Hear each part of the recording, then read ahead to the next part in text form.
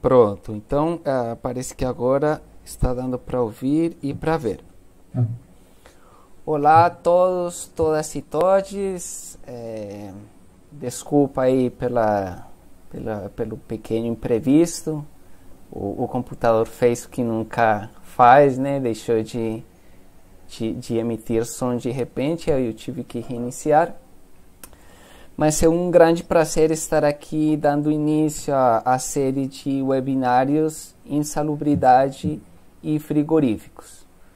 Eu sou Oswaldo Santos Baqueiro, professor da USP, vinculado à Faculdade de Medicina Veterinária e ao Instituto de Estudos Avançados.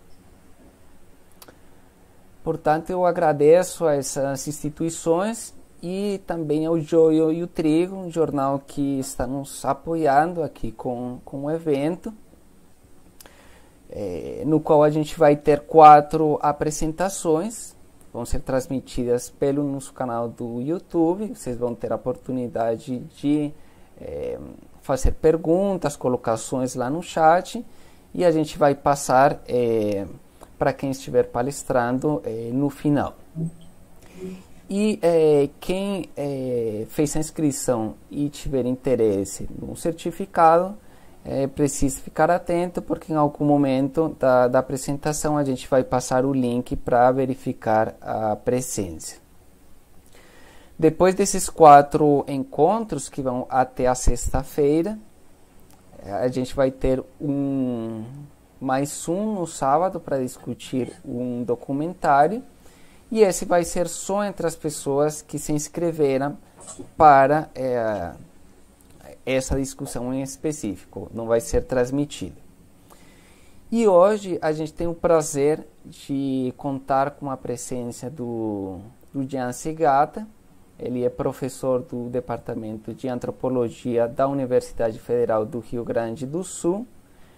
Coordena o Núcleo de Estudos Animais, Ambientes e Tecnologias NEAT e a Rede Covid Humanidades, na qual participam várias instituições. Então, Jean, eu te agradeço muito pela disponibilidade, por estar aqui conosco para discutir um pouco esse trabalho. E eu já adianto que é só um dos trabalhos que ele fez recentemente, né? São várias as pesquisas muito pertinentes para o momento atual. Quem se interessa pela saúde única, pela saúde mais que humana, precisa ver os trabalhos do Jean e do grupo dele, porque tem muitas coisas, muitas contribuições que certamente vocês vão gostar. Então, Jean, deixo a palavra com você e mais uma vez te agradeço. obrigado Oswaldo, obrigado a Lígia. Acho que está todo mundo ouvindo bem agora. Então, bom, eu quero, na verdade, te agradecer a Saúde Única em Periferias, né, e parabenizar por esse evento. Eu me sinto realmente privilegiado de poder compartilhar algumas experiências, também algumas angústias de pesquisa, né, com vocês e com quem está participando e assistindo através do canal, né, através do canal do YouTube. Eu também quero agradecer as minhas parceiras de pesquisa, a Luísa Beck e a Luísa Mutilo, elas que assinam, né, o texto que estava indicado para esse seminário, que dá o nome, inclusive, a essa fala, o Covid-19 e o Capitalismo na Carne. Também quero agradecer a Giovanna Lanzarin, que faz parte da equipe, e os meus colegas, o Caetano Sordi e o Bernardo Livgoy, porque, na verdade, tudo que eu tenho pensado, tenho escrito, tenho apresentado sobre a relação entre a Covid e a indústria da carne, somente acontece com a efetiva colaboração deles, que são coautores de ideias e de palavras. Desde o ano passado, temos analisado a pandemia de Covid-19 como um evento multiespécie, cuja chave é permitir que animais, plantas, fungos, bactérias apareçam junto com os humanos na composição do social, com biografias legíveis e com protagonismos políticos, sobretudo quando envolvidos em processos de saúde e doença. Em outros termos, trata-se de uma antropologia mais sensível a modos emergentes de coexistência. Bom, como Oswaldo me apresentou, eu sou antropólogo de formação, então, obviamente que a minha fala também vem muito marcada por esse lugar de treinamento, de formação que eu tenho. Eu organizei ela sintetizando alguns dos elementos que estão no artigo, né, a Covid-19 e o capitalismo da carne, como eu disse, que estava indicado para o seminário, mas eu também incorporo a esse artigo alguns desdobramentos e algumas atualizações de cenário sobre a qual eu e a equipe que eu já mencionei temos trabalhado, enfim, desde o último ano. Eu começo com uma narrativa. Eu trabalhei uns 3 dias com mais de 38 graus de febre. Era Covid, disse Nelson. Nós trocávamos mensagens por WhatsApp e ele continuava o seu relato. Olha, não dá para parar. Se o encarregado descobre, ele manda para casa, porque tem esses protocolos, né? Mas se a gente está em casa, o dinheiro não vem, porque descontam tudo. Então tem que ir assim mesmo sabendo que é perigoso, mas, enfim, né, não tem o que fazer. Basta a gente disfarçar, tomar algum remédio para poder passar pelos medidores de temperatura e seguir tocando com o trabalho, ele completou. Eu consegui o seu número de celular no início desse ano, por meio de um conhecido de um conhecido. E na conversa, Nelson se dizia recuperado da infecção que o atingiu em agosto de 2020, mas que, igual a ele, outros também trabalharam com Covid no frigorífico naquele ano. 2020 foi puxado, ele disse. E não é para menos. A despeito da pandemia e do retorno do Brasil ao mapa da fome, a indústria frigorífica aumentou em 10% a sua exportação no ano passado, elevando o país para a 3ª posição do ranking mundial de produção de carne. Acidentes e adoecimento ocupacional já ofereciam fortes evidências de insalubridade da indústria frigorífica, mas os altos índices de Covid-19 entre seus trabalhadores evidenciam o quanto a cadeia da carne favorece a circulação, a exposição e a contaminação com o vírus. Em um plano mais amplo, a própria emergência de novos patógenos entra em jogo nessa seara, considerando os efeitos nefastos do agronegócio sobre as ecologias locais e os ecossistemas globais. Em um trabalho recente, o filogeógrafo estadunidense Rob Wallace afirmou que o agronegócio tem sido, cito ele, responsável por gerar ambientes apropriados para a produção em escala de novos patógenos e por remover obstáculos imunológicos que poderiam retardar a transmissão de uma nova doença. O fato, continuo eu, é que se ontem foi o devastador processo de colonização e de expropriação que arrasou a paisagem natural, hoje são as tecnologias de manipulação genética que convertem os países mais pobres em grandes e lucrativas lavouras de plantio de transgênicos e em granjas de animais em confinamento.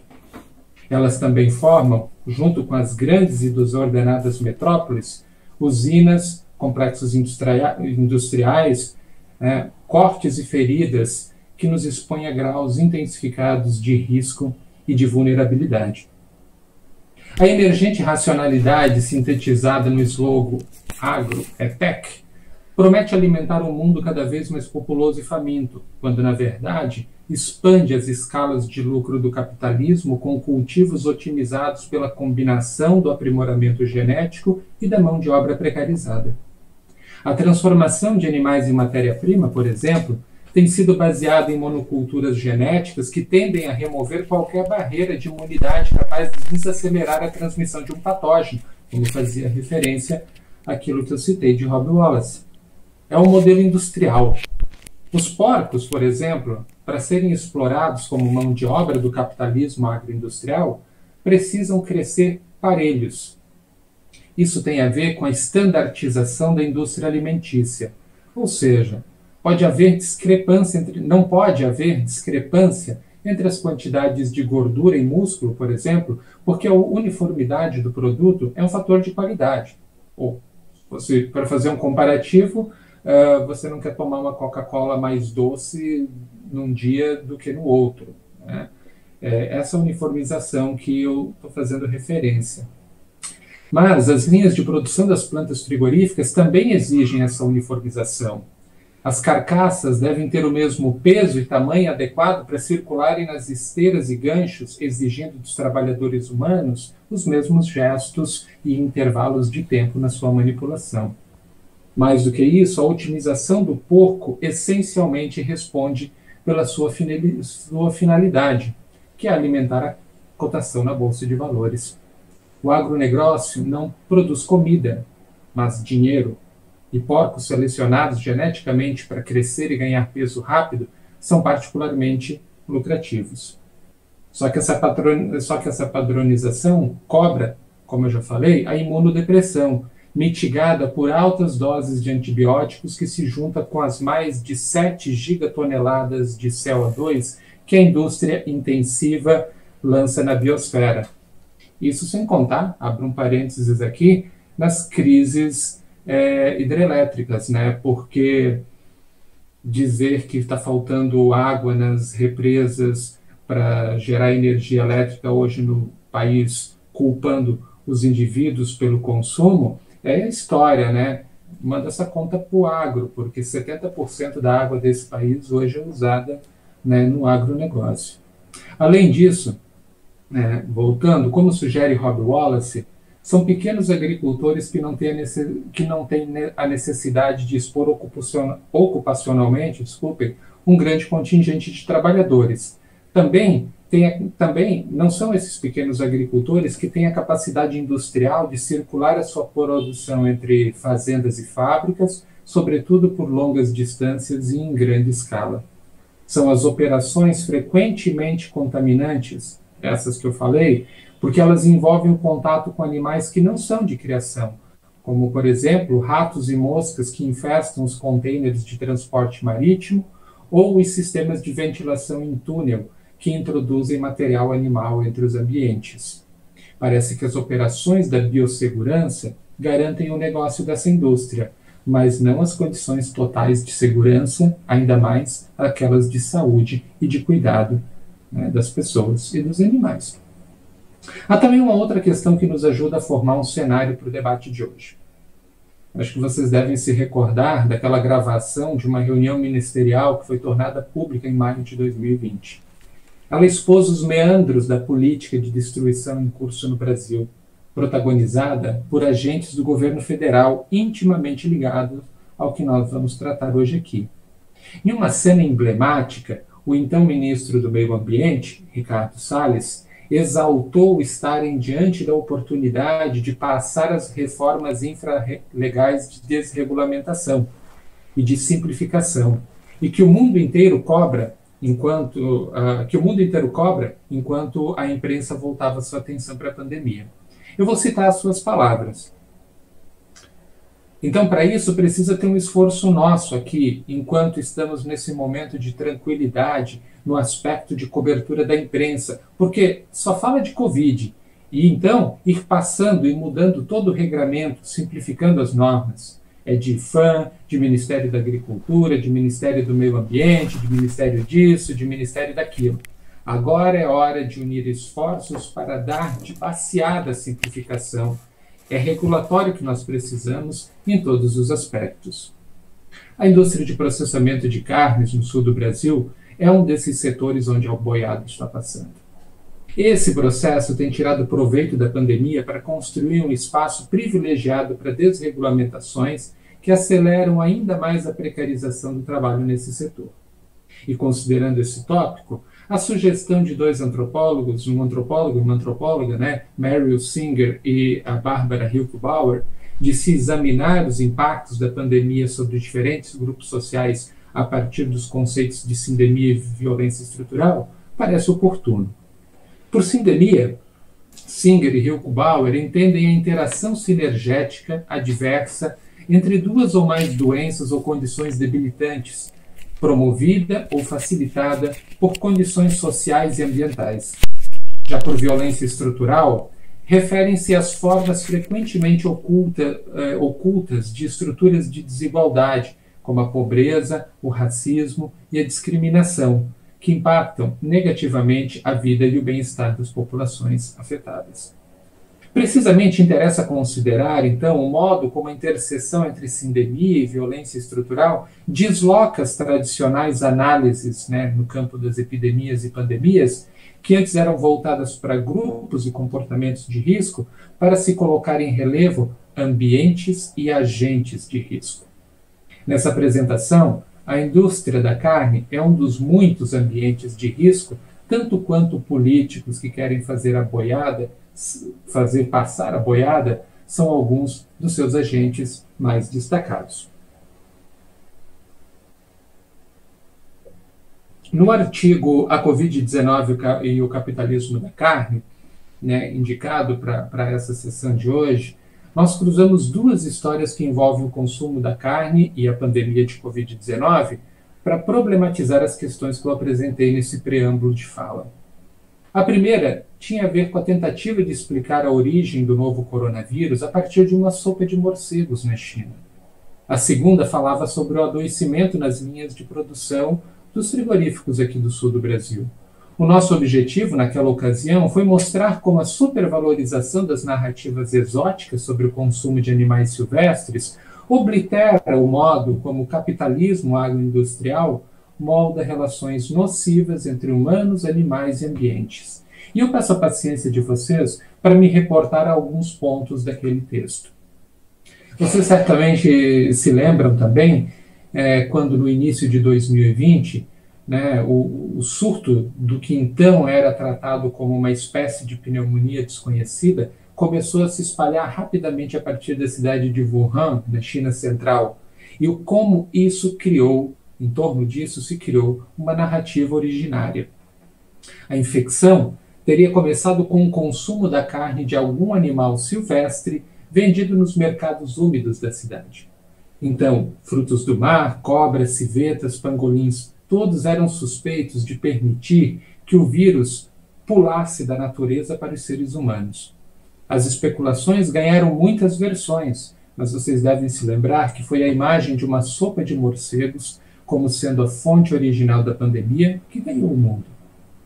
A sopa de morcegos forma um tipo de mito já bastante conhecido no recente universo que converteu surtos, epidemias e pandemias em um assunto técnico de biossegurança. Ele enquadra um enredo que associa hábitos alimentares exóticos para o ponto de vista hegemônico dos países do norte com o início de uma nova infecção entre humanos. A ideia posta é a de que certos animais não humanos, operam como reservatórios naturais de agentes patógenos, agentes patogênicos, como os vírus, as bactérias, os protozoários e outros. Por meio de contatos diretos e indiretos, como picadas e ingestão, trocas de fluidos ou resíduos, eles podem atravessar a dita fronteira das espécies e atingir os humanos. Esses processos têm ecologias e mecânicas que são bastante complexas. Certamente vocês, na veterinária, sabem muito mais delas do que eu poderia dizer. Mas eu queria destacar, muito brevemente, dois desses grandes modelos. A primeira, que é mais clássica, é aquela do raciocínio cibernético epidemiológico. Esse modelo sugere que um patógeno conhecido circule entre animais em ciclos que podem culminar com a transmissão para os humanos. Exemplos disso são a leishmaniose, a leptospirose, a raiva, entre inúmeras outras. A segunda explicação é a chamada emergentista, ou emergente. Trata-se de um encontro randômico e inoportuno que envolve vírus ou outros patógenos, mas sobretudo vírus, animais, ambientes e seres humanos. Ele pode provocar uma combinação perigosa capaz de gerar, por exemplo, uma mutação viral. E nesse caso, não é um patógeno conhecido, mas trata-se da emergência, então, de um novo e desconhecido patógeno, que também é capaz de pular para os humanos e desencadear entre eles uma nova infecção. É o tipo de modelo que permite especular, por exemplo, sobre quem é ou quem foi o paciente zero e o seu contaminante, né, e que tem conformado, ou que pelo menos conformou no início da pandemia, muitas das explicações sobre a origem da Covid-19. A outra história que nós trouxemos naquele artigo envolve a pandemia e o consumo de carne, que envolve, né, a pandemia e o consumo de carne, é a da indústria global de processamento de carne. Ela parece, obviamente, menos apelativa às sensibilidades explicativas da origem do vírus, mas talvez ela seja privilegiada para descrever o agravamento das contaminações com ele e a necessidade de uma agenda social que inclua animais e ambientes nos seus movimentos.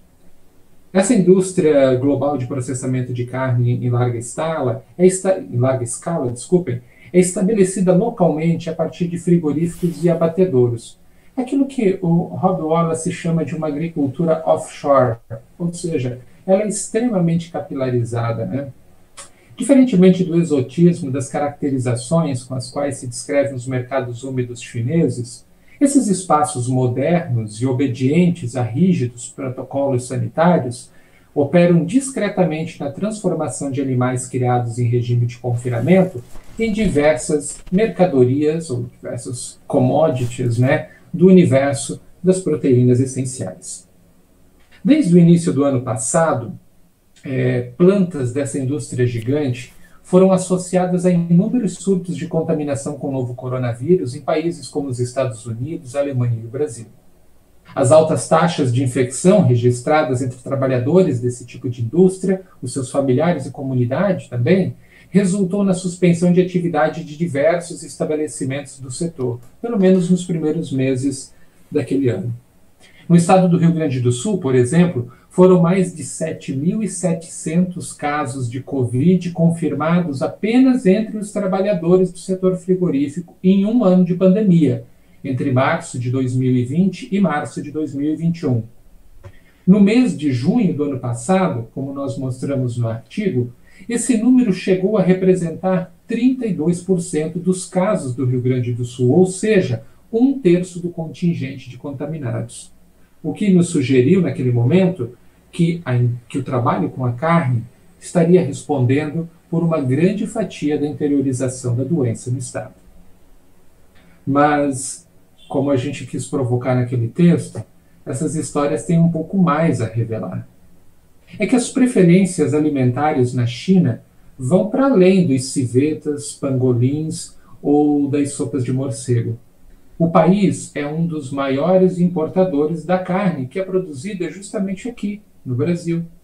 O volume comercial é tão robusto que representou mais de 1/4 da produção bovina e mais da metade da produção suína de 2019, por exemplo. Em 2020, esse número chegou a 60% da produção da carne.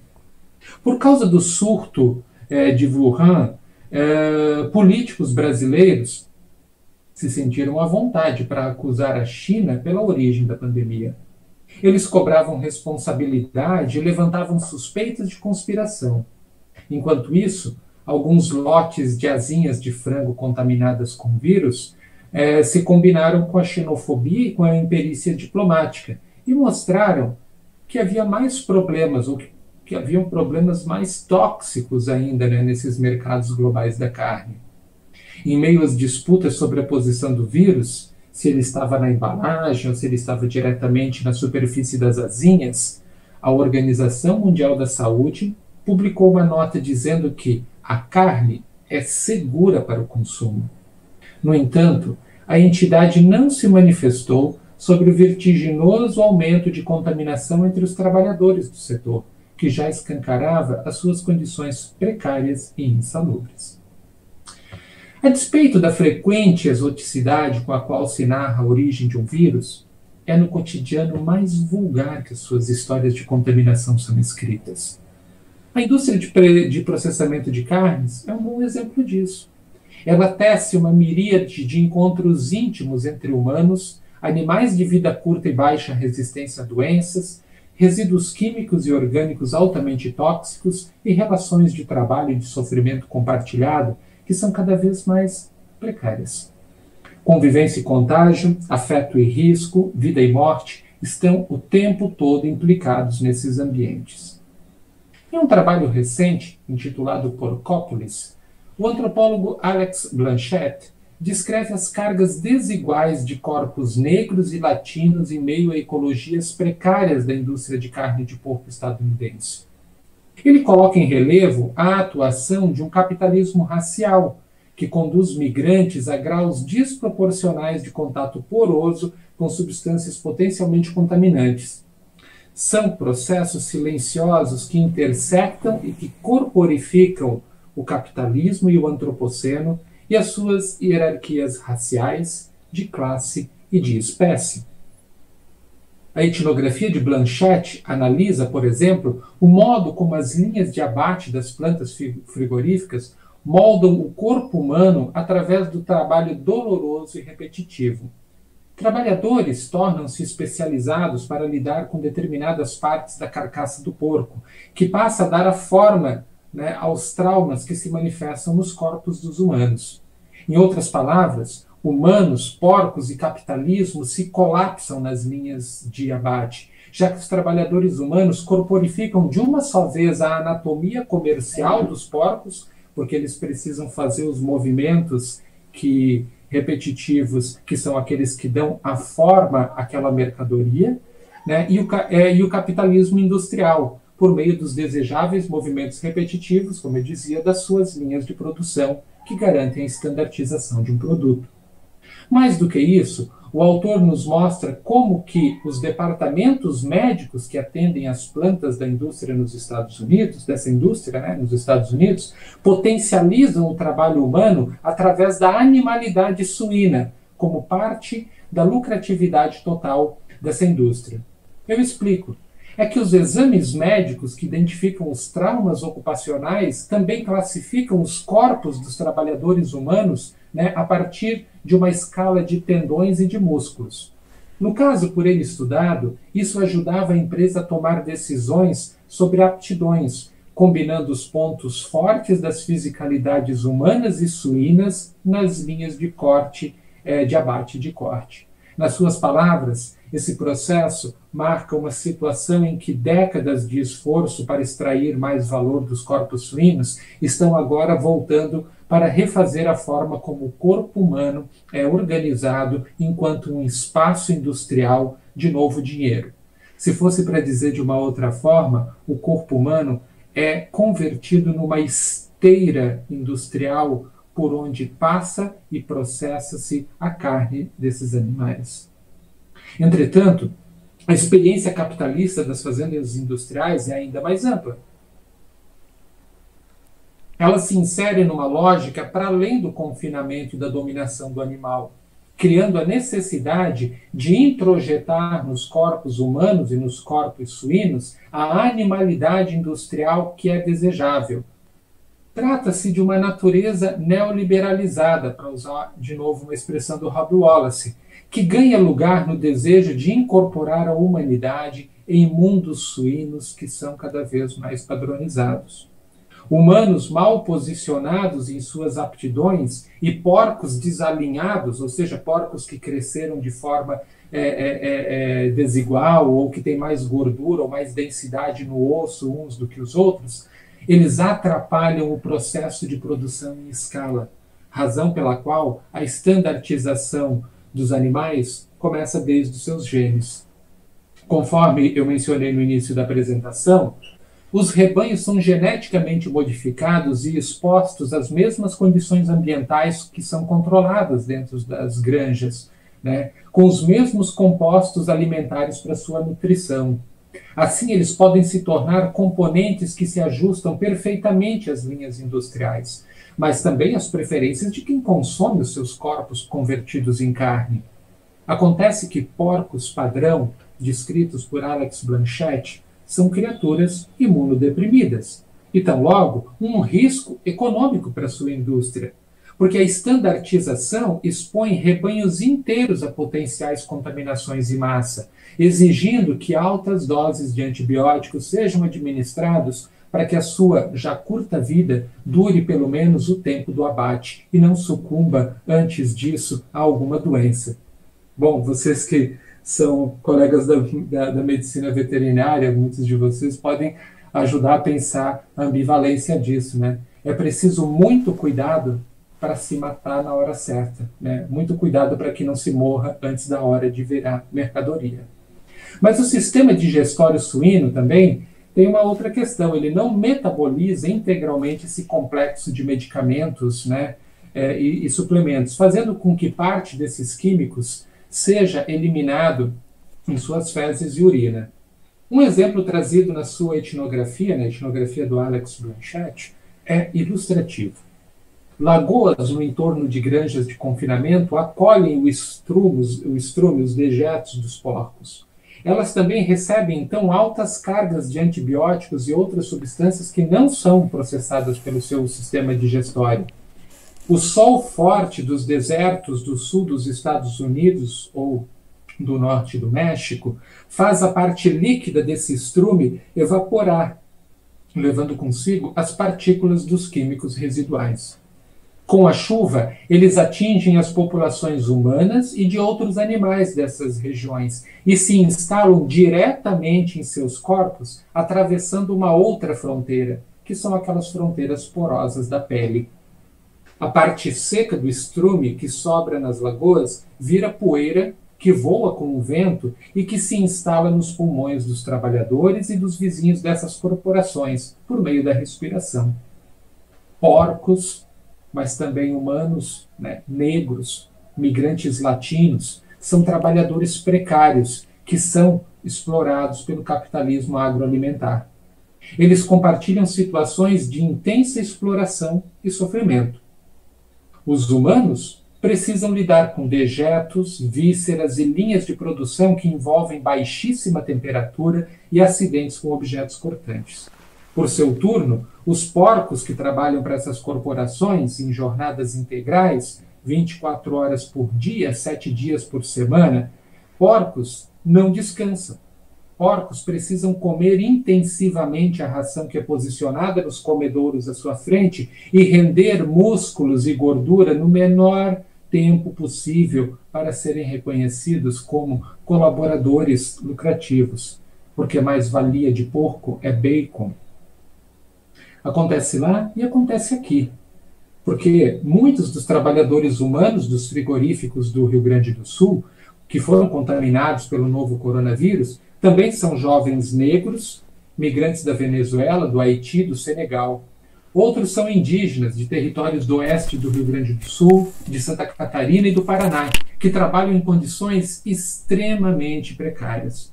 Isso, né, vocês podem acompanhar no próprio trabalho do Daniel Granado, que eu acho que está com a gente aqui, eu vi antes, né, e de toda a sua equipe. Ele que também estará, né, nesse seminário, né, no dia de amanhã. Essa situação sustenta alguns paralelos, inclusive, com a época colonial e com os regimes de escravidão. Só para vocês terem uma ideia, o sul do Brasil tem uma longa história com a indústria de carnes. O Rio Grande do Sul, por exemplo, foi um poderoso polo internacional da indústria do charque no século XIX e até início do século XX, que era baseado, né, num primeiro momento, sobremaneira, no trabalho escravo. As narrativas brancas desse episódio tentam negar isso, mas inúmeros trabalhos baseados em pesquisa de arquivo trazem evidências de que não apenas havia escravidão, né, aqui no sul do Brasil, mas que ela era uma das mais cruéis do Brasil, já que as feridas nos corpos dos escravos, que eram decorrentes das punições constantes, eram expostas ao trabalho com sal usado para secar carne. Então, peças enormes de carne salgada também intensificavam, né, as condições precárias de trabalho, causando graves problemas de coluna, e fora o próprio, a gente poderia chamar de tortura mesmo, né, com sal nas feridas. Além disso, havia degradação ambiental, descrita, né, nos livros de história do Rio Grande do Sul como rios de sangue e vísceras e nuvens de podridão, em referência aos resíduos não tratados daquela indústria, né, incluindo, por exemplo, o processamento do couro, né, e dos dejetos, mas também as contaminações com a peste bubônica, já que ratos contaminados viajavam em trens que transportavam o gado e o charque entre o Brasil, o Uruguai e a Argentina.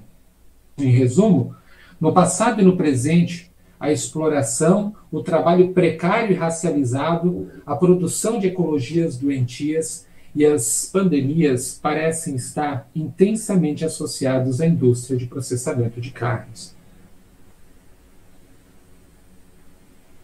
Paisagens suínas e as suas ecologias de mau cheiro, água contaminada e degradação de ambientes por meio de resíduos contaminantes se multiplicaram nas últimas décadas. Elas converteram os pequenos agricultores familiares dos interiores em novos empreendedores do campo, que terceirizam a produção animal das grandes e capilarizadas corporações. A emergência da engenharia genética e os protocolos sanitários internacionais são facilitadores desse neoliberalismo extrativista e carnificador. Ele delineia geografias desiguais, mas é pacificado pela promessa de alimentar o povo, sobretudo com carne a baixo custo. Como explicou um sociólogo argentino, Pablo Lapenha, na sua etnografia sobre a resistência campesina aos cultivos transgênicos na Argentina, a promessa de democratização alimentar em países economicamente vulneráveis age justamente a partir da ideia de que, com carne na mesa, a vida parece boa e justa, apesar das imensas e doentias cargas. O fato é que, diferentemente da agricultura, o objetivo final do agronegócio, como eu já disse antes, não é produzir alimentos, mas é cultivar dinheiro. Não é por menos que, mesmo com a intensa transmissão registrada em frigoríficos de vários países, pandemias como essa da Covid-19 não têm a sua origem especulada a partir de um pulo de um vírus que tenha vindo dos animais de criação intensiva. Aliás, desde 2005, a Organização Mundial da Saúde, a OMS, tem orientado a usar nomenclaturas de vírus e de infecções que são codificadas com letras e números sem identificações geográficas. Isso se fazia antes, como era o caso da gripe espanhola, da febre do Nilo ou do Zika vírus. Em questão tem estado a tentativa de mitigar a estigmatização e a perseguição das populações, como aquelas que cabem em rótulos, como esse que a gente já acompanhou tanto no caso daqui do Brasil, que é dizer que a pandemia que a gente tem vivido é um vírus chinês, né, e que é uma pandemia ou uma doença da China. Rob Wallace, interessado em compreender a origem geográfica de determinadas cepas de vírus, também critica essa medida, ou critica pelo menos essa medida, né? Ainda que reconhecendo o potencial estigmatizante, a sua crítica sugere que se trata de uma tentativa de atrapalhar a pesquisa epidemiológica de mapeamento da evolução e difusão de patógenos. Isso para acalmar os humores dos países que se beneficiam das grandes corporações da agroindústria e que, por conseguinte, também financiam a própria Organização Mundial de Saúde. Geografia não pode ser reduzida a uma demarcação político-espacial. Ela envolve o estudo das dinâmicas de ocupação e apropriação dos ambientes, seja por humanos, seja por animais. E há robustas evidências de um expoente aparecimento de patógenos em geografias de rápida transformação, como aquelas que abrigam as emergentes conurbações, as lavouras de monocultura, as fazendas de animais em confinamento. Para o Wallace, por exemplo, a identificação geográfica da origem de um vírus e de suas infecções seria uma forma, pelo menos, de responsabilizar governos e estados e corporações que atuam em favor de seu aparecimento. Ou seja, mais que isso, para o autor, uma taxonomia fina seria ainda mais preferível. Uma vez identificadas as plantas de produção de onde se originam os surtos, poderíamos batizar as cepas de vírus de acordo com as suas origens corporativas. Talvez, ao invés de variante Delta ou Gama, a gente pudesse falar em variante Tyson Foods ou JBS e assim por diante. Se os frigoríficos e abatedouros, então, não podem ser considerados exatamente seguros, nem para os seus trabalhadores humanos e nem para os animais, fica evidente que a superexposição de mercados úmidos chineses como sendo responsáveis pelo surgimento da pandemia é apenas uma forma de desviar a atenção sobre as responsabilidades da indústria carnista de escala. A precariedade da presumida segurança dos alimentos produzidos em ambientes industriais coloca em questão a narrativa de que riscos contra a saúde, contra a moralidade e contra a civilidade sejam realmente aqueles que convenientemente são representados pela carne não regulamentada. Bom, eu já estou encerrando, viu? Mas eu preciso dizer que há uma crônica desproporção nas histórias de contágio. É que as antropozoonoses costumam sugerir assimetrias baseadas na ideia geral de que a natureza e os animais são tipos estrangeiros que ameaçam as sociedades e vidas humanas. O eixo central do enquadramento ainda repousa sobre a grande divisão entre natureza e cultura e opera numa espécie de esquema relacional que organiza o animal no papel de algoz e de contaminante e o humano naquele de vítima ou de contaminado. E isso dificulta uma agenda multiespécie. Além disso, tecnologias da biossegurança endossam esse tipo de esquema.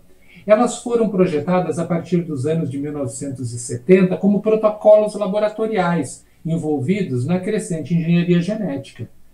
No entanto, a biossegurança se converteu numa espécie de sistema político de contenção que é cada vez mais robusto e que define e distribui riscos e vulnerabilidades a partir de performances imaginativas que quase sempre são militarizadas. Sistemas de mineração de dados, softwares de geolocalização e tecnologias de DNA são parte do aparato recente que permite identificar rapidamente a presença de um inimigo invisível, de decifrar o seu genoma, de mapear a sua mecânica de transmissão e as suas rotas de circulação. Trata-se de um sistema de vigilância algorítmica e molecular que ecoa aquelas fantasias tecnocráticas da ubiquidade e do tempo real. Essas tecnologias permitem, por exemplo, superexpor um vírus e antever curvas de casos e de mortes. Mas elas não são sensíveis o suficiente para capturar a falta de água para lavar as mãos na maior parte das comunidades mais pobres do Brasil. Elas também não são calibradas para detectar os ônibus lotados que o agronegócio freta para transportar os seus trabalhadores no sul do Brasil. Tampouco essas tecnologias percebem que pobres, negros, mulheres e indígenas são convertidos em serviço essencial para a manutenção do novo normal das elites e da classe média branca. A questão é que um imaginário cada vez mais abrangente tem moldado um projeto global de conversão da saúde em um assunto de segurança, e ambas em uma única commodity dos mercados atuariais. Essa mudança de escala e de natureza da biossegurança tem sido frequentemente operada e justificada por uma ideia elástica de globalização. Nela cabe a expansão da produção e do comércio internacional de produtos de origem animal e vegetal, a circulação de pessoas, mas também de conhecimentos e de técnicas da microbiologia. Trata-se de um cenário construído a partir de discursos catastróficos sobre células terroristas infiltradas entre imigrantes e refugiados, sobretudo negros, pobres, latinos, árabes, ou superbactérias mutantes resistentes a antibióticos, ou ainda as cepas mortais de algum vírus adormecido que atravessa oceanos na carona de alguém que jantou uma sopa de morcego. Assim, diferentes domínios de interesse, como aqueles das emergências sanitárias e climáticas, da autonomia alimentar e do terrorismo, tiveram seus caminhos cruzados na mira de ações de Estado para vigilância e o controle de humanos, animais, artefatos e ambientes. A biossegurança é uma forma emergente de governamentalidade que atua em favor das grandes corporações do capitalismo agroalimentar e das políticas externas dos estados neoliberais. Ela ergue fronteiras cada vez mais rígidas entre nações, culturas e espécies. E na falta voluntária de traquejo, cria espaços de guerra e de separação, ao invés de encontros e de partilhas. Bom, eu não preciso dizer que a Covid-19 é um evento crítico e ela tem devastado vidas e projetos. Mas é preciso situá-la e até mesmo descolonizá-la, porque há materialidades, discursos e práticas particulares que atuam múltiplas vulnerabilidades, riscos e formas de adoecimento. Uma pandemia não se faz apenas com o vírus. Há um emaranhado, muito contingente de situações que favorecem, com o vírus, a sua atuação. A indústria da carne é um desses exemplos entre as muitas manifestações que a gente pode ter dessa profunda catástrofe que tem cruzado as nossas vidas com as vidas de outras espécies e ambientes nesse contexto da pandemia. No meu entendimento, mas também naquele dos meus colegas e das minhas parceiras de pesquisa, os frigoríficos operam na lógica de um especismo intensivo. Pensamos, então, que a perspectiva da saúde multiespécie pode oferecer um plano de focalização englobante, tanto para o sofrimento humano como dos sofrimentos dos não humanos, que estão ligados a essa indústria da carne. A noção de saúde multiespécie, inclusive, coloca de maneira crítica, se coloca de maneira crítica em relação às já conhecidas políticas baseadas na saúde única, que terminam muitas vezes por ecoar os modelos extrínsecos às sensibilidades locais, como já é uma prática comum na esfera da saúde global, de onde ela deriva. Ou seja, a superexposição de indicadores transculturais ou supralocais, e, por conseguinte, universalizáveis para definir o que é saúde e doença. Além disso, essa perspectiva multiespécie, permite superar uma histórica dicotomia analítica e compreender em um mesmo plano o movimento de predação ambiental, animal e humano. Ou seja, um sofrimento multiespecífico que, aliado a uma incessante prospecção de mercados alimentares, conforma um padrão quente de formação e aceleração de sindemias e crises ambientais a partir de espaços tão conspícuos em nosso modo de vida, como plantas frigoríficas, granjas industriais e fazendas de criação de gado, que se expandem no vapor do agronegócio. Naomi Klein chamou de capitalismo de desastre o modo como o capitalismo contemporâneo se utiliza de crises engendradas por ele próprio como oportunidades para sua facilitação e expansão. Em sua versão soft, escreve Naomi Klein, o capitalismo de desastre oferece soluções corporativas para riscos sistêmicos, como os mercados de crédito de carbono para mitigar os efeitos do aquecimento global, ou os interesses atuariais, que precificam a vida na iminência das crises sanitárias. Já na sua versão hard, ele toma a forma do que Klein chama de doutrina de choque. Trata-se da exploração de crises e eventos disruptivos para implementar medidas de outro modo, que de outro modo seriam impopulares, valendo-se de contexto de caos e de desorientação em que os cidadãos estão imersos. Sobre esse aspecto, essa doutrina representa o capítulo mais avançado da ofensiva neoliberal contra as estruturas que visam proteger a sociedade do moinho satânico da livre concorrência absoluta, como as regulações trabalhistas, ambientais e tributárias. E o setor frigorífico experiencia isso na carne. Desculpa o trocadilho. É claro que o capitalismo de desastre e a doutrina de choque não inventaram o sofrimento humano e animal e os seus múltiplos riscos na indústria da carne, o qual é consubstancial à própria história da agroindústria da proteína animal.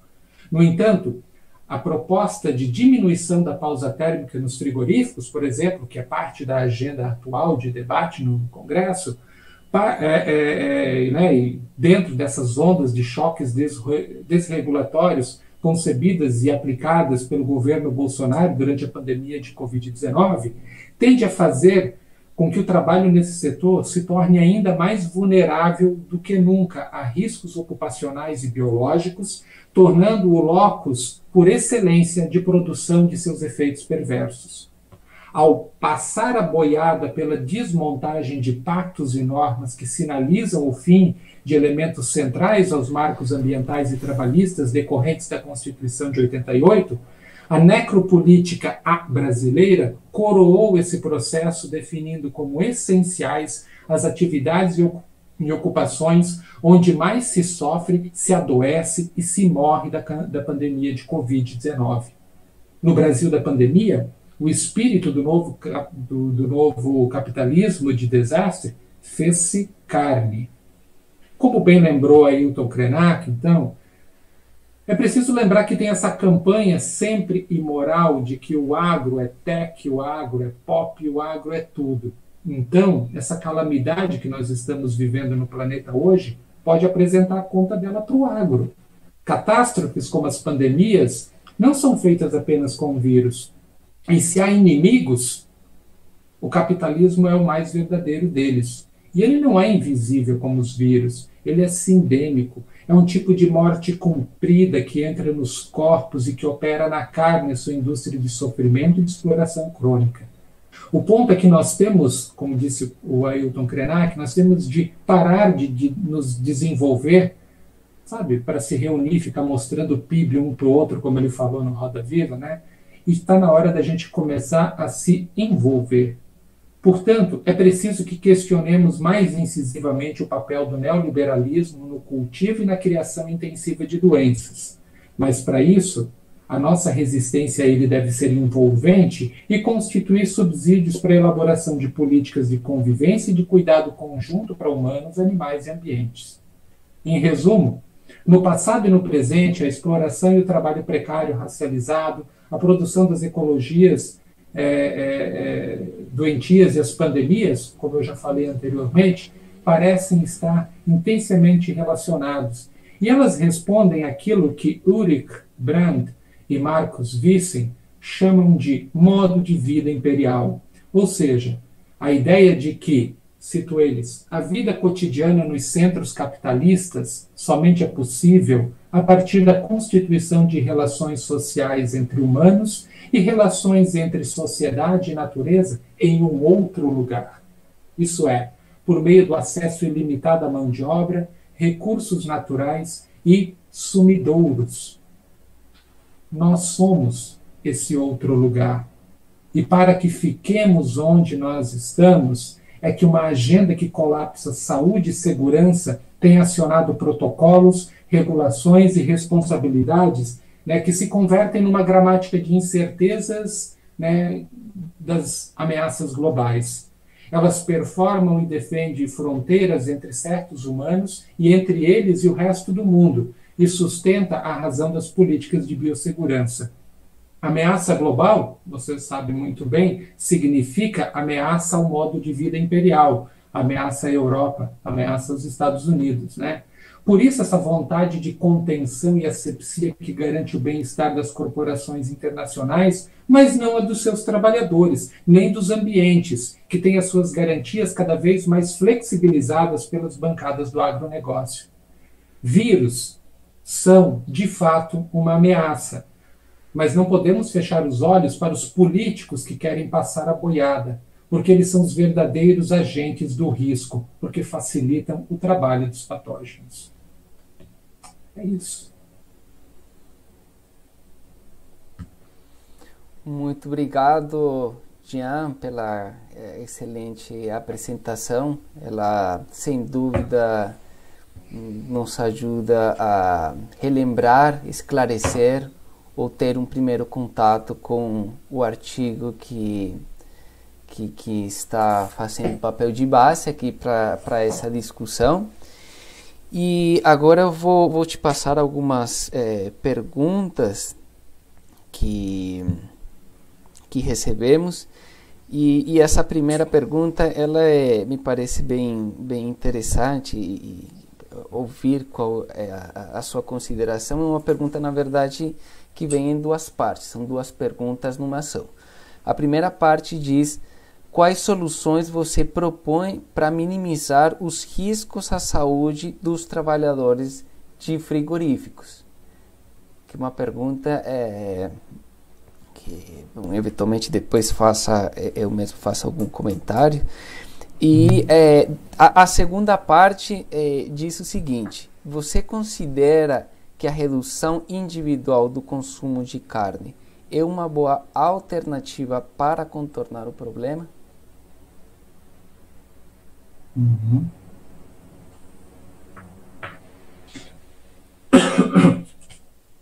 Bom, desculpa. Obrigado, Oswaldo. Desculpa, você falou o nome de quem tinha enviado? Não, veio Não? sem nome. Ah, tá bom. Não, então, assim, obrigado pelas questões. Acho que elas são realmente ótimas. Bom, e eu vou ser bem pontual realmente nas respostas, né? Em relação a quais medidas, né, para minimizar os efeitos, né, ou para proteger a saúde dos trabalhadores na indústria frigorífica, sobretudo a gente precisa pensar num processo mais amplo que veio se estabelecendo no Brasil há muitos anos. A gente fala em trabalho precarizado, na verdade, mas assim, qual trabalho que não foi precarizado no Brasil desde sempre, sabe? O trabalho não precarizado que é uma exceção no país. Mas, sobremaneira, a partir da última reforma trabalhista, né, acho que esse processo se acentuou, né, então acho que até esse termo precarização ganhou mais espaço na opinião pública, nos debates e assim por diante. E não há dúvida, né, de que a gente não pode simplesmente tratar os trabalhadores da indústria frigorífica como carcaças descartáveis, sabe? Enquanto as carcaças que eles manipulam, as dos animais, essas têm valor de mercado, sabe? Dizer de uma outra forma, menos dura, é que realmente a gente precisa pensar em proteção trabalhista. Bom, nem Ministério do Trabalho a gente não tem mais no Brasil, né? Então, né, a gente não pode ter nosso direito à saúde sendo rifado por relações nocivas de trabalho, né? E essas relações nocivas, elas aparecem, né, em muitos âmbitos, não só ali, por exemplo, na rede Covid Humanidades, a gente está trabalhando com várias frentes. Uma delas são dos trabalhadores de Uber, né, on demand, né, esses que trabalham Uber, trabalham na entrega, com moto, com bicicleta. E assim, né, são um exemplo muito emblemático disso, né? A eles foi vendida a ideia de que, bom, agora vocês não vão mais ser empregados, vocês vão ser empreendedores, vocês vão ser donos de si. Bom, o que significa, por exemplo, que alguns dos entregadores com os quais a gente conversa trabalham 15 horas por dia, sabe, de bicicleta. Né, eles precisam bater metas, eles precisam realmente fazer muitas corridas para ganhar alguma grana, porque em média ganham 4, 5 reais por entrega, então precisam fazer muitas. Numa cidade como eles me relatam aqui em Porto Alegre, eu pergunto para eles assim: tá, mas vocês estão se cuidando, né? Sim, a gente se cuida. Mas eu estou vendo que tu está sem máscara. Ah, tá, do vírus? Certo, está se cuidando da pandemia. Sim, tem a pandemia, mas tu já andou de bicicleta aqui em Porto Alegre, sabe? Os motoristas odeiam a gente, sabe? A gente lida com a morte todo dia aqui, né? O vírus é só mais uma dessas coisas que matam a gente. Ou seja, né, em muitos âmbitos a gente está lidando com situações que se colapsaram, que se intersectaram, né, de níveis, né, cada vez mais degradantes, né, de saúde relacionada a processos de trabalho. Então, por exemplo, né, essas pessoas trabalham 15 horas por dia, elas não fazem intervalos regulares, que é o que você deveria fazer para a sua saúde. Né? Mas é para atender a norma trabalhista. Não, a norma trabalhista estava pensada para você pensar em condições, né, de salubridade de trabalho. Inclui as pausas, inclui horário para fazer alimentação, inclui poder, inclusive, fazer alimentação. Né? desses trabalhadores trabalham e não conseguem nem comprar comida. Principalmente esses que entregam comida sentindo o cheiro de comida e não podem comer, sabe? Então, né, certamente que nesses lugares, no frigorífico, isso se torna bastante concreto, porque além da precarização mais ampla das relações de trabalho no Brasil que a gente teve com a reforma de 2017, né, há um conjunto de medidas que estão sendo processadas, né, seja em âmbito de câmaras estaduais, como é o caso de Santa Catarina, seja em âmbito nacional, tentativas de diminuir, por exemplo, diminuir a pausa. Para que vai fazer 1 hora de trabalho, 1 hora de pausa para lanche, 20 minutos está bom, sabe? Vocês devem conhecer relatos, por exemplo, da indústria da carne em outros lugares, né? Em outros países, por exemplo, que chegam a sugerir sugerir não, até obrigar, né? Não só a indústria da carne, outras, que use fraldas para diminuir o tempo de ida ao banheiro, sabe? Porque imagina, para essa indústria, você sair do seu ambiente de trabalho para o banheiro, etc. Só que assim, né, como esses trabalhadores relatam para mim, gente, eles trabalham em temperaturas que, depende da parte do frigorífico, varia de 6 graus a -5, por exemplo. Bom, então eles passam sede, por exemplo, porque eles evitam tomar água, eles evitam tomar qualquer coisa, porque nessa temperatura você tende a sentir vontade de urinar, sabe? Quando você está num ambiente muito gelado. Então eles passam sede para não sentir vontade de ir ao banheiro, porque senão o encarregado da linha de produção fica cobrando as frequentes saídas, porque a saída dele da linha de produção atrapalha o processo de produção e assim por diante. Então, né, no primeiro momento, eu acho que a gente tem que pensar em saúde, a gente tem que voltar a pensar na reforma trabalhista, né, pensar nas garantias de condições salutares de trabalho. Bom, e em relação ao consumo de carne, bom, esse é um tema que eu acho que intersecta outras agendas super interessantes, assim, por exemplo, aqui no NEAT, né, você apresentou antes, Oswaldo, o Núcleo de Estudos Animais, Ambientes e Tecnologias, uma boa parte desses pesquisadores, né, que fazem parte desse núcleo vem justamente dos movimentos de ativismo dietético, né, são veganos, são vegetarianos, e boa parte, obviamente, da sua agenda de debate bate justamente nessa tecla. Que quando a gente está falando de violência estrutural, por exemplo, a gente tem que pensar numa violência mais ampla, não só aquela que é sofrida pelos humanos, mas aquela que faz com que humanos e animais, né, entrem num ciclo de sofrimento e que inclui, obviamente, esse tipo de relação da indústria da carne em alta escala. Não seria o caso, necessariamente, eu acho que foi muito bem colocado por quem fez a questão, não é o caso de simplesmente deixar de comer carne completamente, mas não só em relação à indústria da carne, como em relação aos cultivos, né, de plantas também, né, eu acho que vários dos teóricos do bem-estar e do bem-viver, desculpa, não era do bem-estar, mas do bem-estar também, né, nesse caso, mas das teorias de bem-viver, né, ou do decrescimento, né, da desglobalização, né, acho que é um conjunto latino-americano muito interessante, muito importante, né, de debates nesse sentido, Maristela Suampa, Alberto Costa e assim por diante, né, tem jogado com essa ideia de que nós teríamos uma vida, em termos mais amplos, muito mais saudável se nós voltássemos a criar a sustentabilidade mais local, ao invés de pensar nesses ciclos globais.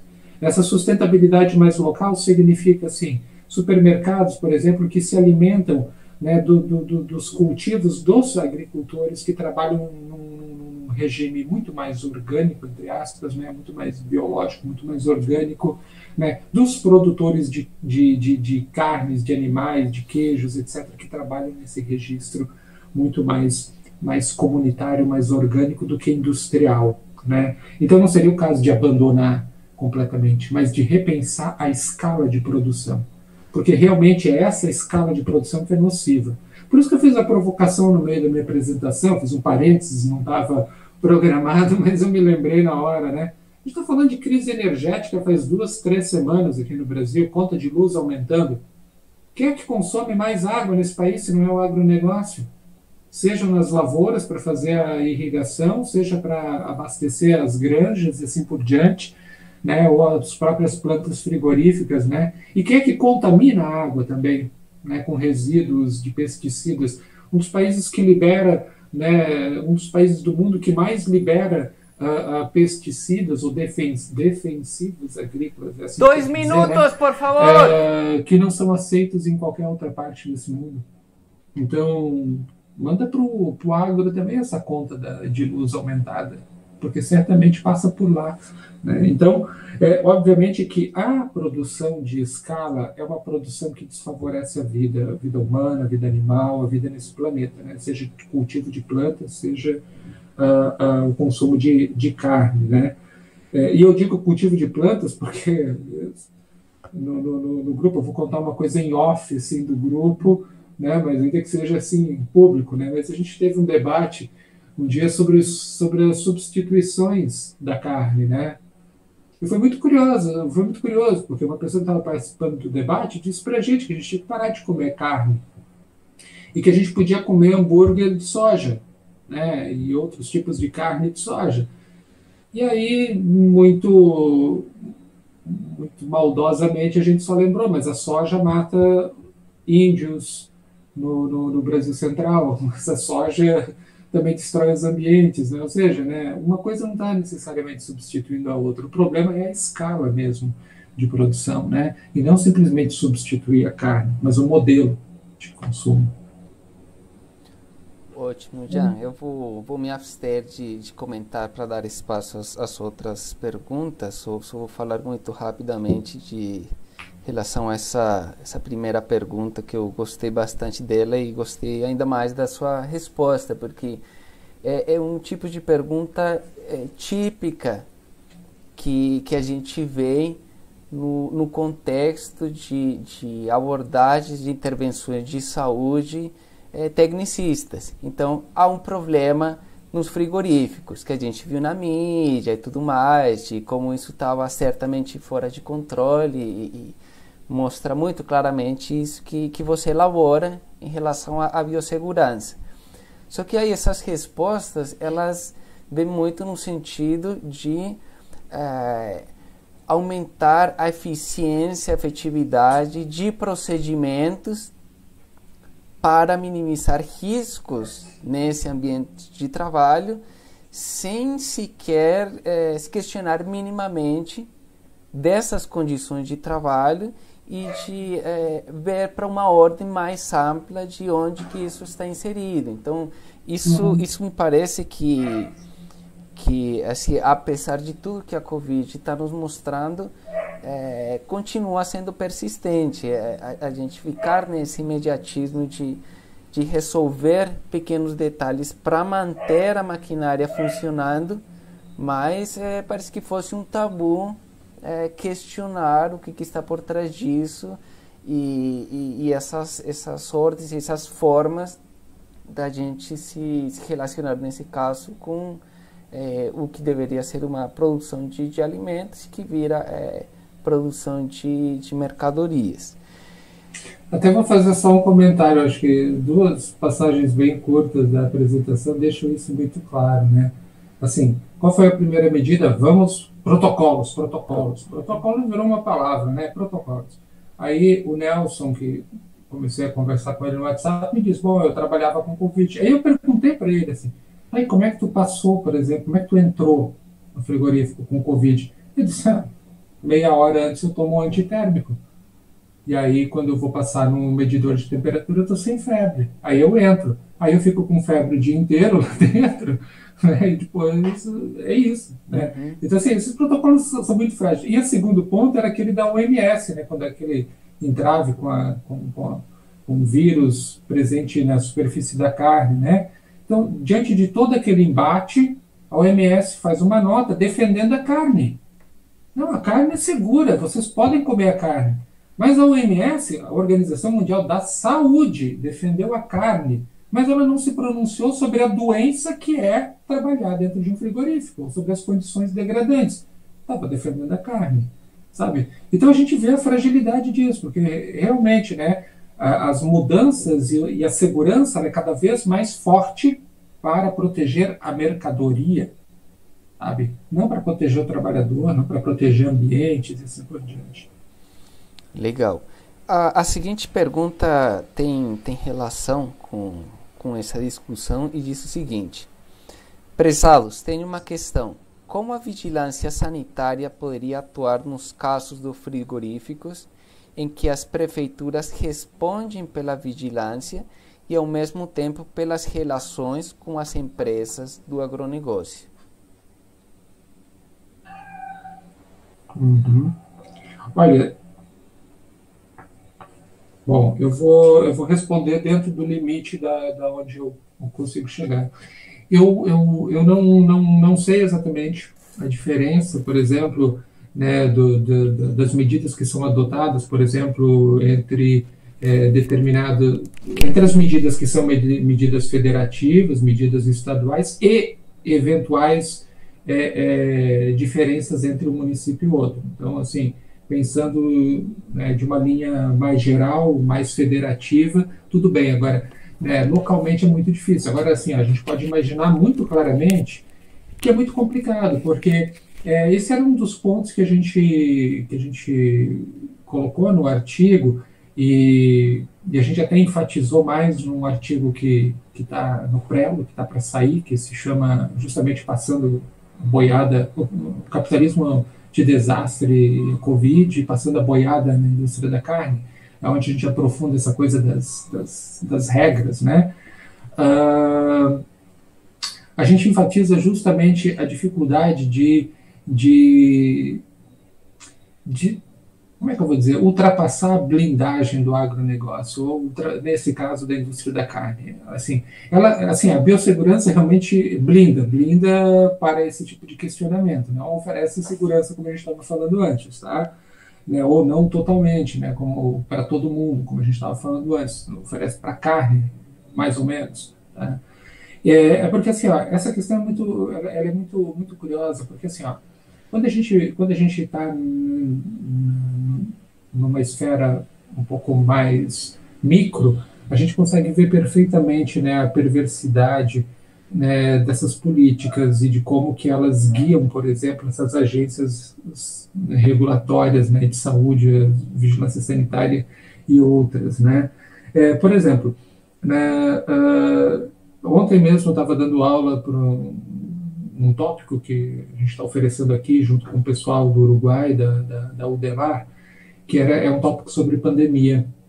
E eu falava, por exemplo, né, de como que a biossegurança ela blinda essa indústria, né, ela funciona como uma espécie de lobista, né, dessa grande indústria, dessas corporações. Vocês podem imaginar o seguinte, por exemplo, assim, ó, primeiro, cidades pequenas, por exemplo, aqui no Rio Grande do Sul, Marau, uma cidade que, se não me falha a memória, né, eu não vou lembrar exatamente a população, mas praticamente metade da população trabalha na indústria frigorífica, está diretamente ligada à indústria frigorífica. Ou seja, a indústria frigorífica ela é o que move a cidade, né? A grana de imposto, a coisa, né? Ou seja, ela financia a cidade.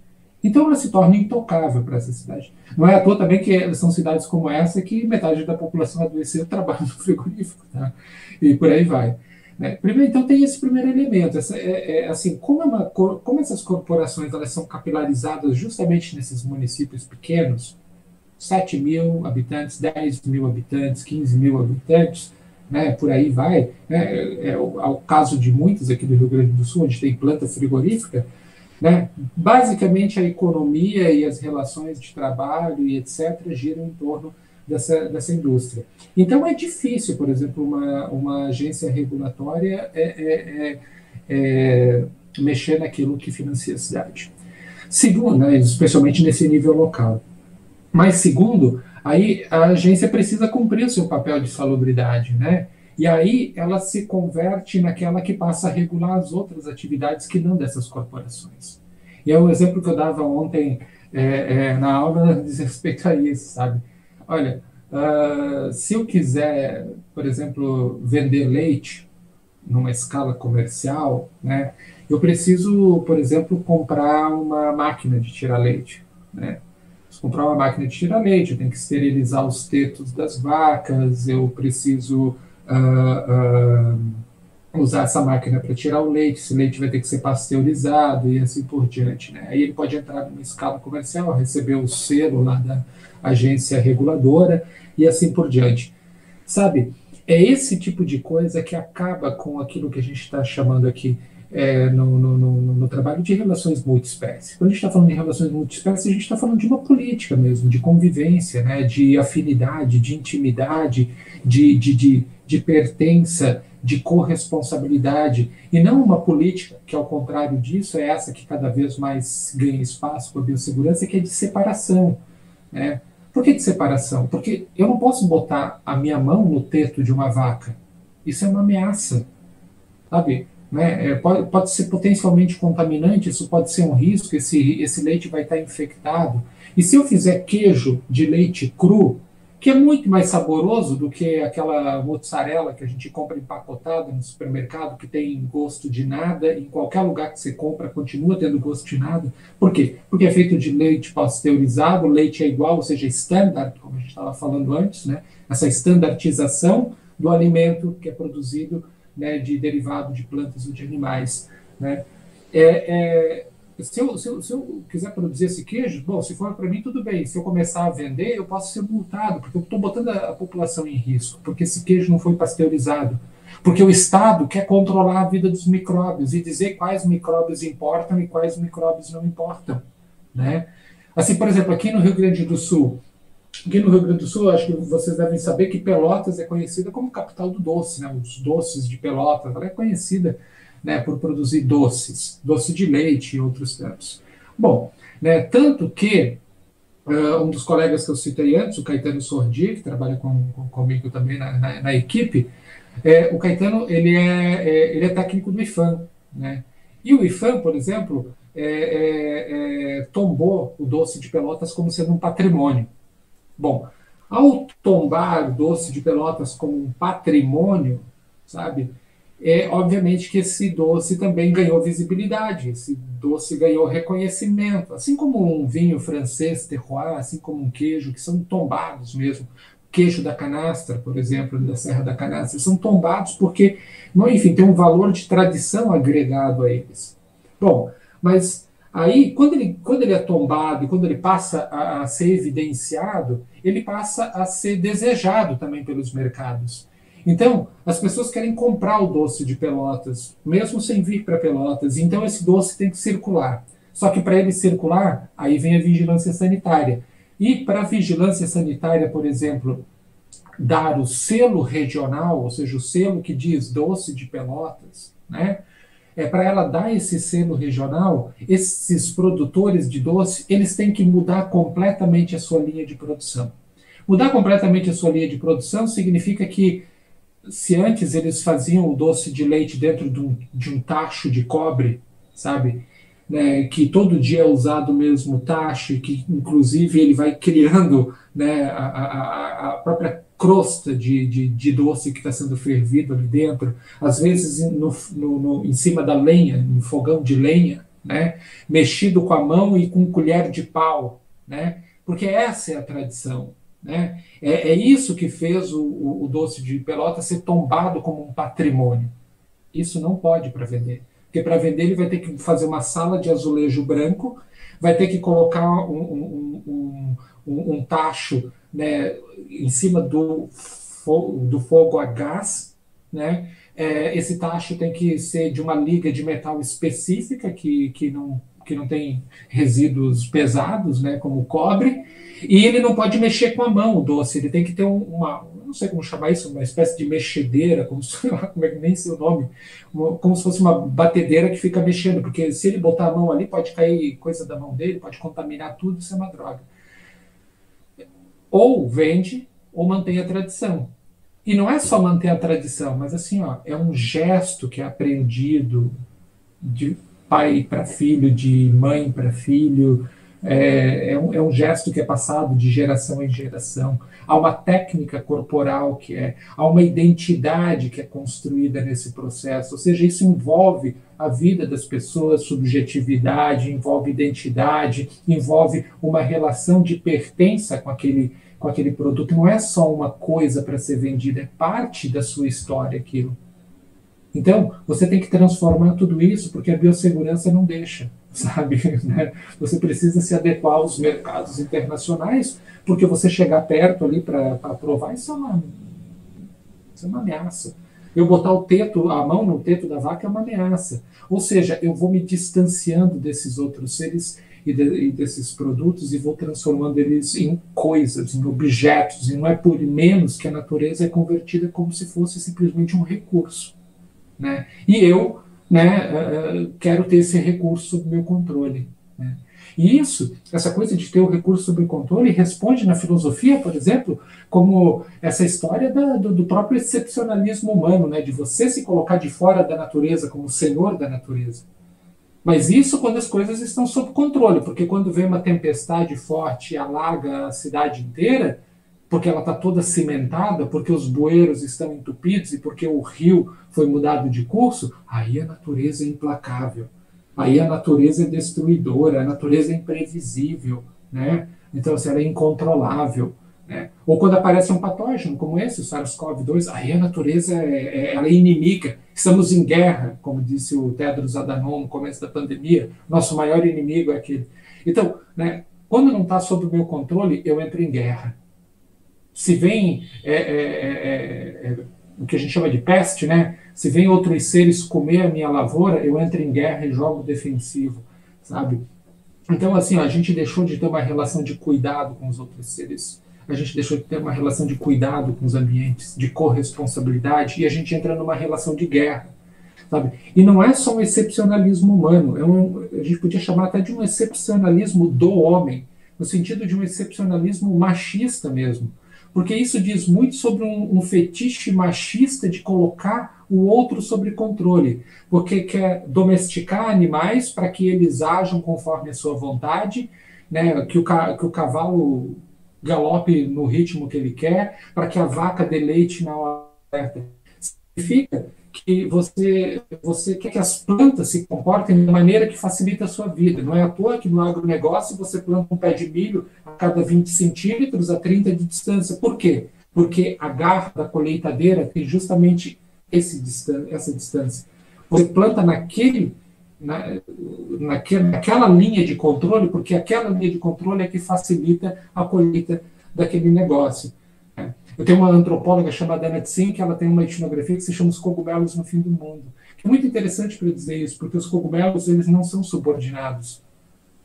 Não são subordinados porque não dá para plantar cogumelo. O cogumelo que é aquela trufa, né, o matsutake, ele nasce onde ele quer, sabe? E é você quem tem que se submeter a ele, porque você tem que aprender a farejar, ou vai domesticar um porco ou um cachorro para te ajudar a farejar, mas quem está no controle é o cogumelo, não é você, sabe? E isso afronta, né, esse desejo masculino do controle. Aquele desejo masculino também que envolve, obviamente, o controle das tecnologias reprodutivas das mulheres, né? É o desejo masculino que fez com que o capitalismo colocasse a mulher na esfera doméstica, historicamente, e o homem como aquele produtor de capital, né? Então, é esse desejo masculino que quer sempre colocar sob controle mulheres, animais, plantas e ambientes. E quando sai do descontrole, entra em guerra, sabe? Então, né, é difícil. E aí você tem essas agências reguladoras, normalmente elas atuam em favor do controle das outras espécies, do controle dos animais, numa lógica, né, de dominação muito mais do que uma lógica de envolvimento. E é bastante curioso também, porque essa lógica apela à racionalidade e ao risco como palavra de ordem. Né? Então, é tudo em favor da minimização de riscos. Só que, se a gente olha por outro lado, e ver as estimativas de risco, por exemplo, nisso que você comentava dos produtos artesanais, quando comparados com produtos industrializados, a gente vê que as diferenças de risco não são exatamente gritantes. Se trata de riscos, vamos dizer assim, bastante baixos, sem colocar números. E aí você volta a essa questão da racionalidade e vai ver então que é tudo bem se você pega um avião e vai de férias para Miami e corre o risco de ter um acidente de avião, né, por ir a curtir suas férias lá, só que é condenada a possibilidade de você assumir um risco, muitas vezes menor, de consumir um queijo artesanal, porque, como é isso? É um risco.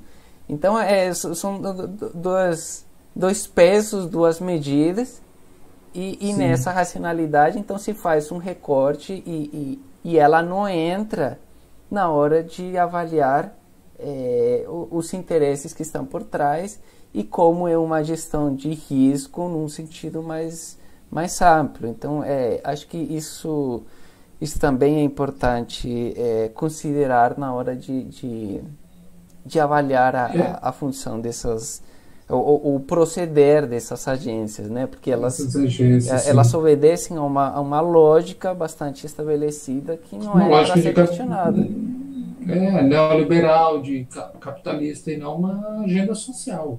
Né? Até tem aqui no chat, eu vi aqui que tem uma discussão, o Fernando, a Andressa, falando sobre a dificuldade de diminuir a escala de produção, né, das multinacionais, quando o consumo, por exemplo, de proteína animal no período da pandemia aumentou. Mas a questão que a gente tem que olhar concordo, realmente ele aumentou, mas a pergunta que a gente tem que se fazer é quanto que tudo isso não financia ainda mais, né, a desigualdade. Porque aumentou para quem? Porque o brasileiro está comendo menos carne, porque o preço aumentou demais. Né? Inclusive, como eu falei no início da apresentação, fazia 25 anos que nós não vivíamos uma situação de insegurança alimentar, ou seja, a gente voltou a entrar potencialmente no mapa da fome. No mesmo ano em que a gente produziu 10% a mais de carne do que 2019. Então, assim, eu também não sei da resposta, gente, mas alguma coisa não está certa. Se eu estou produzindo 10% a mais de carne, sabe? Se a balança comercial do Brasil hoje, ela é, uma boa parte da manutenção dela se faz por meio dessa indústria da carne, né? Então, por que a gente não está comendo carne? E por que a gente voltou a entrar na escala da fome? É por isso que eu enfatizei também várias vezes. Assim, a gente tem que pensar o quanto que isso alimenta. Mas alimenta quem? Onde? Né? No final, eu falava desse modo de produção imperial. Bom, o que está acontecendo concretamente é o seguinte. Né? A gente está produzindo carne, a gente está morrendo enquanto a gente produz carne, sem comer carne, porque alguém em algum lugar está comendo carne. Porque para que alguém no norte global continue usando a sua camiseta de algodão, tem fazenda de algodão, tem monocultura de algodão com gente debaixo do sol se contaminando com agrotóxico. Né? Por cafezinho, inclusive para o cafezinho ser adoçado, né, precisa ter canavial e precisa ter indústria cafeeira aqui nos países do sul.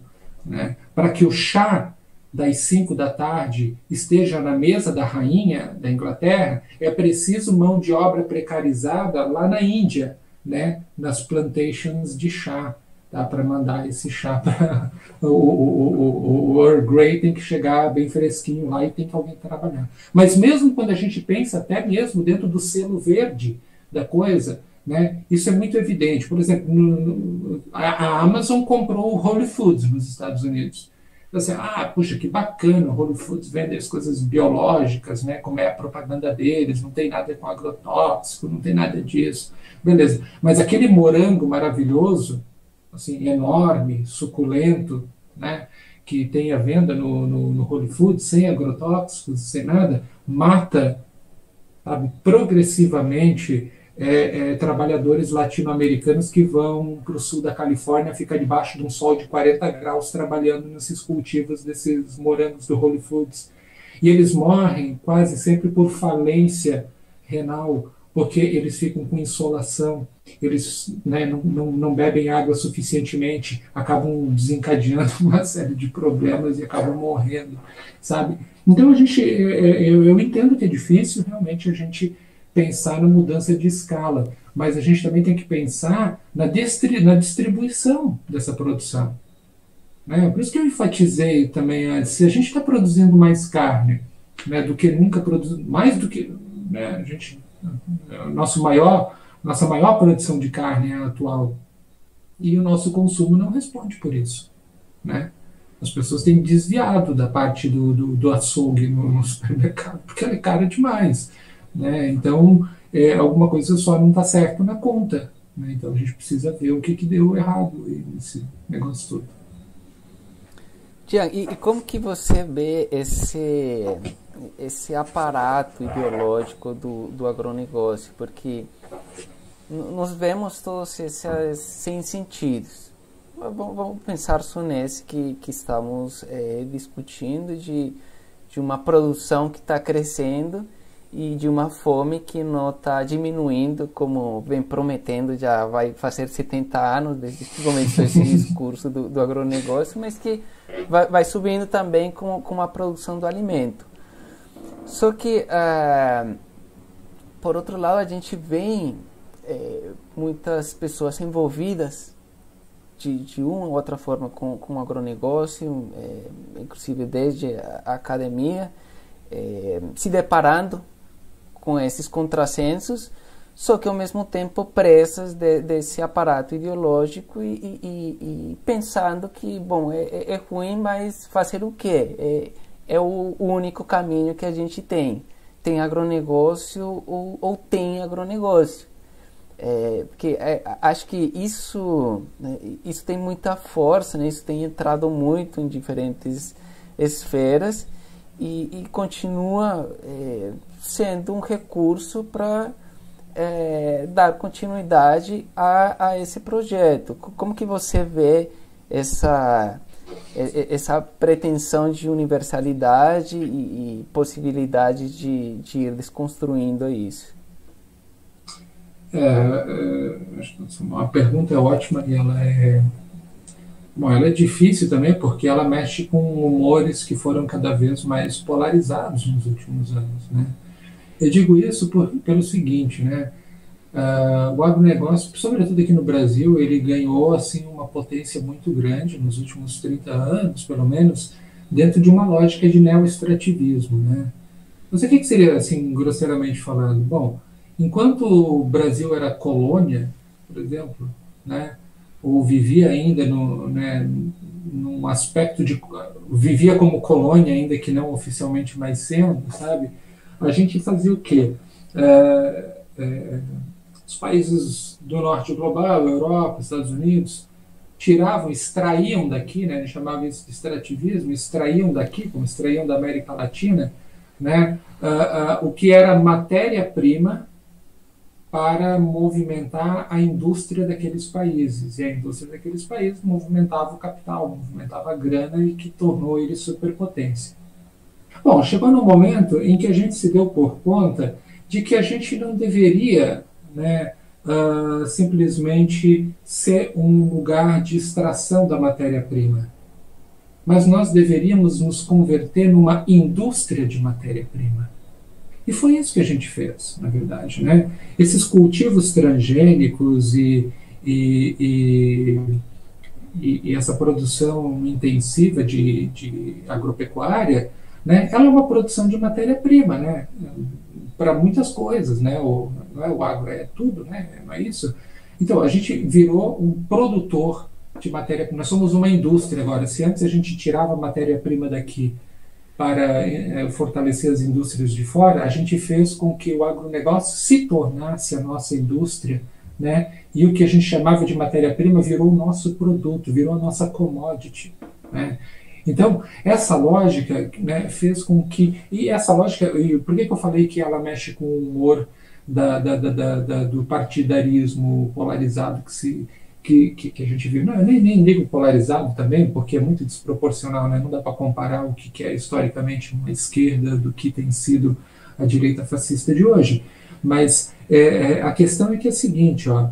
Uh, você teve, por exemplo, governos de direita, né, que aproveitaram, por exemplo, essa lógica neoextrativista que começou a se tornar lucrativa e pesar na balança comercial do Brasil. Como eu falei antes, 30% da nossa balança comercial é agronegócio, hoje é quase metade do nosso PIB, ou é um terço, pelo menos, do nosso PIB. Então, assim, né, viram realmente uma potência de enriquecimento. Só que o que acontece? Né? Os governos de direita tendem a pensar no bem-estar das corporações, né? No bem-estar dos empresários, no bem-estar dos industriais, bem-estar dos comerciantes, bem-estar dos bancos, né? Por isso tem gente que se choca quando uma vitrine de banco é quebrada, né? Porque tem que pensar no bem-estar do banco, né? No bem-estar da indústria e assim por diante. Você tem governo de esquerda, por exemplo, se pegar o histórico do governo Lula e do governo Dilma, você teve um imenso investimento em transferência de renda para as populações, né? Transferência para programas sociais, né? Ou seja, né, se antes o enriquecimento ele estava indo para os bancos e para as indústrias, você tem programas que levam para a população aquilo que a gente chama de transferência de renda. Só que uma coisa não foi mudada, né? Governos de esquerda e governos de direita lucram explorando a natureza, né? Lucram com agronegócio, lucram poluindo, lucram degradando, né? Bom, agora você tem uma coisa pior, né? Porque agora realmente você tem uma destruição, né? Você, pelo menos o que o Salles deixou em pé, se é que deixou alguma coisa em pé, realmente foi pouca. Você tem realmente uma destruição vertiginosa mesmo, né? Um ministro que está participando de venda de madeira extraída ilegalmente, bom, esse é um negócio realmente descabido, né? Mas, assim, no fim das contas, né, um dos problemas que acontece é esse, né? De um lado, você tem governo de direita que está pensando no bem-estar das corporações por meio do extrativismo. De outro lado, você tem um governo de esquerda que está pensando no bem-estar social por meio também do extrativismo. E em nenhum dos dois casos você tem governos pensando no bem-estar dos ambientes, no bem-estar da natureza. E aí que eu acho que a coisa complica, sabe? Então, realmente, a gente precisa mexer no modelo, volto a dizer, né? O problema maior que é o modelo que a gente usa para sustentar os nossos, enfim, nossas balanças comerciais, assim por diante, né?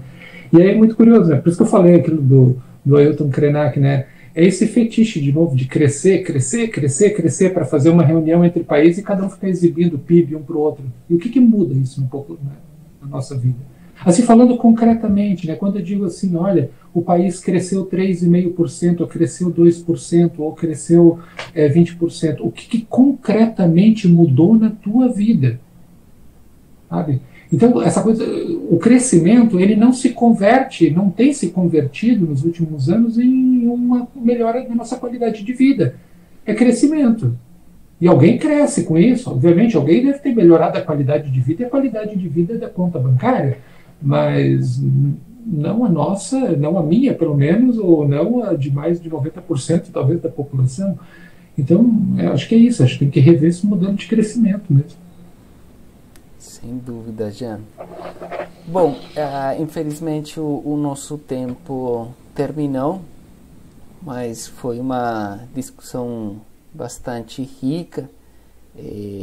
A gente tem muitos mais elementos para digerir e utilizar essas ideias que vocês colocaram no artigo, para também receber as discussões que vêm nos próximos dias. Então, te agradeço, Jean, pela disponibilidade e espero que a gente possa se reunir novamente para continuar discussões do tipo. Não, com toda certeza. Na verdade, eu que te agradeço ao grupo, né, pelo convite, parabenizo pelo evento.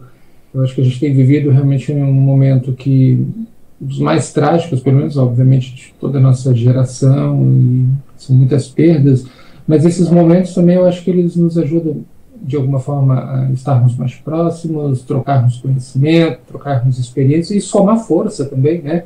Acho que é um momento também de troca de afetos e tudo mais. E eu quem tenho que agradecer a vocês pelo convite, sobremaneira, justamente por pensar mais sobre o tema, sabe? Acho que as questões que vocês trouxeram agora no final, elas dão um certo feedback. A gente escreve as coisas e não sabe quem que está lendo, onde está circulando. Às vezes a gente imagina um público, por exemplo, o grupo todo é basicamente formado por antropólogos, antropólogas. A gente não sabe, às vezes, que colegas de outras áreas também estão lendo, e isso realmente é fascinante, porque ajuda a gente a cruzar olhares assim, sobre o tema. Então, fiquei muito feliz com o convite e desejo assim, uma ótima semana de evento, de debate para todos e para todas.